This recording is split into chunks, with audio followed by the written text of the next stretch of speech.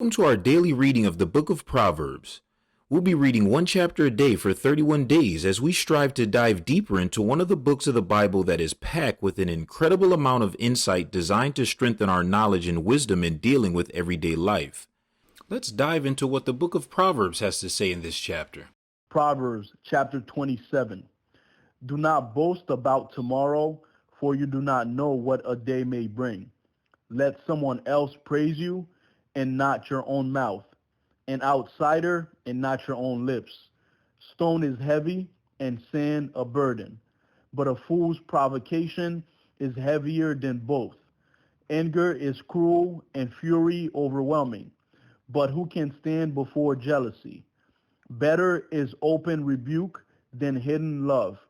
Wounds from a friend can be trusted, but an enemy multiplies kisses. One who is full loads honey from the comb, but to the hungry, even what is bitter tastes sweet. Like a bird that flees its nest is anyone who flees from home. Perfume and incense bring joy to the heart, and the pleasantness of a friend springs from their heartfelt advice. Do not forsake your friend or a friend of your family, and do not go to your relative's house when disaster strikes you. Better a neighbor nearby than a relative far away. Be wise, my son, and bring joy to my heart. Then I can answer anyone who treats me with contempt. The prudent see danger and take refuge, but the simple keep going and pay the penalty. Take the garment of one who puts up security for a stranger. Hold it and pledge if it is done for an outsider.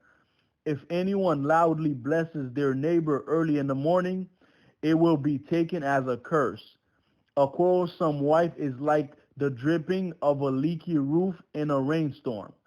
Restraining her is like restraining the wind or grasping oil with the hand. As iron sharpens iron, so one person sharpens another. The one who guards a fig tree will eat its fruit, and whoever protects their master will be honored. As water reflects the face, so one's life reflects the heart. Death and destruction are never satisfied, and neither are human eyes. The crucible for silver and the furnace for gold, but people are tested by their praise.